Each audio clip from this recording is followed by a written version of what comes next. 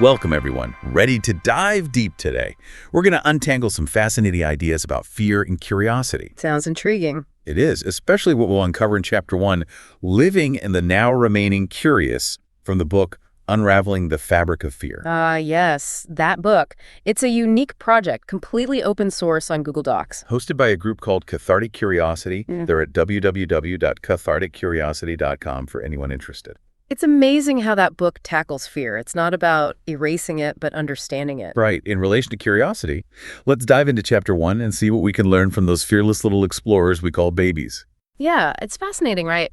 To consider what we can learn from babies. They approach the world with such openness and a natural drive to just explore. Absolutely. They don't have all the preconceived notions and fears that we develop as adults. Yeah. It's like they're experiencing everything for the first time with a sense of wonder. Yeah, and that's something the book really encourages us to reclaim, that beginner's mind.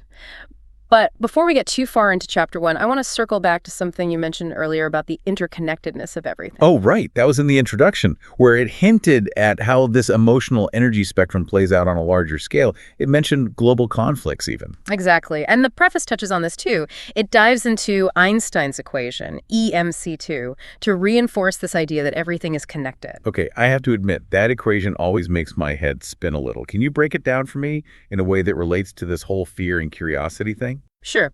The basic idea is that mass, or matter, is essentially a form of energy. And this understanding can help us perceive the actions and behaviors of everything around us, from tiny atoms to entire civilizations, as flows of energy. It's like we're all part of this giant web of interconnected energy. So even our emotions are part of that web. Exactly. Our thoughts, feelings, actions all generate emotional energy that ripples out and affects the world around us. And just as a river's flow can tell us about its past and potential, we can understand human behavior by observing these flows of emotional energy. So from this foundation of interconnectedness and emotional energy, the book then moves into Chapter 1, Living in the Now Remaining Curious, where it focuses on our early development and how our caregivers shape our relationship with fear and curiosity. Right. Chapter 1 really digs into how those early interactions can either foster or suppress our natural curiosity. So if we had caregivers who were patient, encouraging, and supportive of our explorations, we're more likely to embrace that curiosity as adults. Exactly. But if we were met with frustration, anger, or discouragement when we expressed curiosity, we might learn to associate it with negative consequences and develop a fear of exploring or asking questions. It's like we get conditioned to avoid certain things or behaviors because we're afraid of the reaction we'll get. So how do we break free from that conditioning if we're stuck in a fear-driven cycle? Awareness is the first step. Once you see those patterns, you can start to consciously choose a different path. So it's about unlearning those old fear-based responses and retraining our minds to embrace curiosity instead. The book has a powerful solution for that. Living in the now. Living in the now. Sounds a bit abstract. What does that actually mean? It means consciously choosing to let go, no expectations for the future, no regrets from the past, just fully experiencing this moment. I get that releasing mental burdens can make space for more curiosity, but it sounds hard. It takes practice. But the book has tools to help us shift our mindset. One of them is forgiveness. Forgiveness. What does that have to do with living in the now? Holding on to resentment, anger, guilt, it keeps us stuck in the past, drains us, fuels fear. Forgiveness, for ourselves and others, lets us release those heavy emotions and move on. So living in the now is about letting go of all that, those burdens from the past and anxieties about the future. It's about embracing the present moment with curiosity and an open mind. Precisely. And that's where real transformation happens. When we're not weighed down by the past or worried about the future, we can engage with the world in a whole new way. And that's where curiosity can really flourish. Exactly. It makes sense, but how do we actually make that shift in our daily lives? The book suggests a practice. It's simple but profound. Approach every situation as if you were a curious child.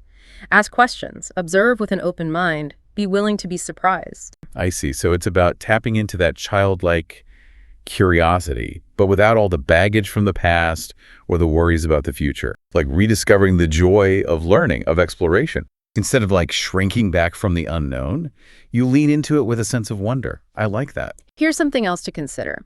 The book points out that curiosity, it can be contagious. Contagious. When we approach life with a curious spirit, it can inspire those around us, create a ripple effect of openness and connection. So it's not just a personal journey, curiosity. It can have a positive impact on our relationships, our communities. But what if curiosity feels risky? What if that fear of the unknown is just really strong? That's where living in the now comes in again. When you're fully present, you can observe those fears without judgment, acknowledge them, and choose to act anyway. It's like saying, okay, fear, I see you, but you're not going to control me. Exactly. And the more you do that, the stronger that curiosity muscle gets. Curiosity muscle, huh? I like that. Like any skill, the more you use it, the more natural it becomes. Precisely. And the book reminds us we don't have to go it alone. Connecting with others who value curiosity, that can be huge for support and inspiration. Being around people who encourage your curiosity, that makes a big difference. Like we're all cheering each other on as we step outside our comfort zones. And curiosity, it can be a powerful force for change, not just in our own lives, but in the world around us too. I am curious to hear more about that. How does curiosity create change at a larger scale? Well, when you're curious, you're more likely to question the status quo, to challenge injustice, to seek out new solutions to problems. It's like curiosity, it's a catalyst for progress, for innovation. Exactly. It can also lead to more empathy, more understanding as we become open to learning about different cultures, different perspectives. So curiosity, it's not just about personal growth. It's about building bridges, fostering connection across differences. Precisely. It's about recognizing that we're all connected and approaching life with a sense of wonder and respect for everyone's experience. You know, as we've been talking about this, I've been thinking about my own life. All the times fear has held me back, all the missed opportunities, paths not taken. I think we all have those moments. It's part of being human. But what I'm realizing now is that each moment is a new beginning. I can choose to approach the future differently, with a more curious, open mind. That's a powerful realization. You're not defined by your past. You're empowered by the choices you make right now, in the present. Okay, so we've covered a lot of ground. Living in the now, how our upbringing shapes our relationship with curiosity, even the power of forgiveness. But I'm still kind of stuck on the practical side. How do we actually become more curious in our everyday lives? That's a common question, and luckily the book gives us some concrete steps. One that really stuck with me is the idea of starting small. You don't have to change everything at once, right? Right, small steps. Just focus on little moments of curiosity throughout your day. Okay, I like that. That feels doable. Any examples? Sure. One simple thing is to just start asking more questions. Instead of passively taking in information, dig deeper. Ask why, ask how. You'll get a much richer understanding that way. I can see that making a big difference. I catch myself just like skimming articles or scrolling through social media and not really engaging. I need to slow down and actually be curious. Exactly. And remember, curiosity isn't just for intellectual stuff. You can be curious about everyday experiences too. Pay attention to your surroundings, those little details you usually miss. Try a new food, listen to different music, take a different route to work. So break out of the routine. Approach even the mundane stuff with curiosity. Yeah. And here's the fascinating part. Choosing curiosity over fear, living in the now, it's not just in this one book. You see it in various religious and spiritual traditions. It's amazing how all these different traditions point toward the same basic truth. Like what? Well, take the Christian teaching about becoming like children to enter the kingdom of heaven. It fits with the book's idea of reclaiming that childlike wonder and curiosity. And in Islam, there's a strong emphasis on seeking knowledge. Aligns perfectly with the book's message of embracing curiosity to grow and understand. Absolutely. And Buddhism, it's all about mindfulness, being fully present in the moment, a core part of the book's concept of living in the now. Wow, so it's like a tapestry of wisdom from different cultures and traditions. Exactly. And it highlights the universality of these concepts. No matter what our background or beliefs, we all share this human experience of fear and curiosity. This is already making me want to go back and reread the preface in chapter 1. I feel like I'm just scratching the surface. Me too. There's so much richness and depth to these ideas, and I think that's what makes this book so valuable. It's not a quick fix. It's an invitation to embark on a journey of self-discovery and transformation. And here's where it gets interesting. The book actually encourages us to embrace things that make us a little uncomfortable, things we've always wanted to do, but we're too afraid to try.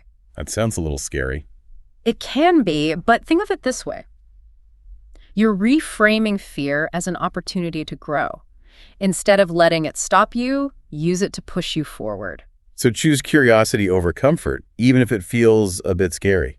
Exactly. But of course, sometimes fear is overwhelming. What do you do then? Yeah, what about those times? That's when living in the now is super helpful. When you're fully present, you can just acknowledge the fear without judgment. Like, okay, I'm afraid, but I'm going to take a breath and keep going. Separating yourself from the fear, seeing it as just a feeling, not something controlling you. Exactly. The more you do that, the stronger your curiosity muscle becomes. Remember that. Yeah, the curiosity muscle, it's like any skill. The more you use it, the easier it gets. Right.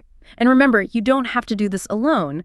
Connecting with people who value curiosity is huge. Yeah. It's true. Being around those people can really make a difference. They can inspire you, support you when you step outside your comfort zone. It's like you're all on this journey together. Now, going back to something we touched on before, I think it's really cool how the book connects curiosity to living authentically. Oh, yeah, that was really interesting. Remind me how that works again. Well, when you're curious, you're more likely to question things, right? Like those societal expectations, those limiting beliefs we all have, the things that keep us from being ourselves. It's like curiosity allows us to break free from those expectations and figure out who we really are. Exactly. It lets you ask the big questions. What do I value? What makes me happy? What's my purpose? Questions that fear wants to silence. So fear keeps us small, playing it safe, while curiosity sets us free to explore our potential. You got it. And that journey of exploration, it can lead to some serious personal growth and a much deeper sense of purpose. Wow, this deep dive has been incredible. I feel like I have a whole new understanding of curiosity and how powerful it can be. I'm definitely going to try to be more curious in my own life. That's great to hear. And remember, this is just the beginning. Keep exploring, keep asking those big questions about yourself and the world around you. And to everyone listening, we'll leave you with this thought. If you could approach anything in your life with complete curiosity and no fear at all, what would you do differently? What new paths would you try? What dreams would you chase? Keep your minds open, your hearts curious, and stay adventurous. Until next time.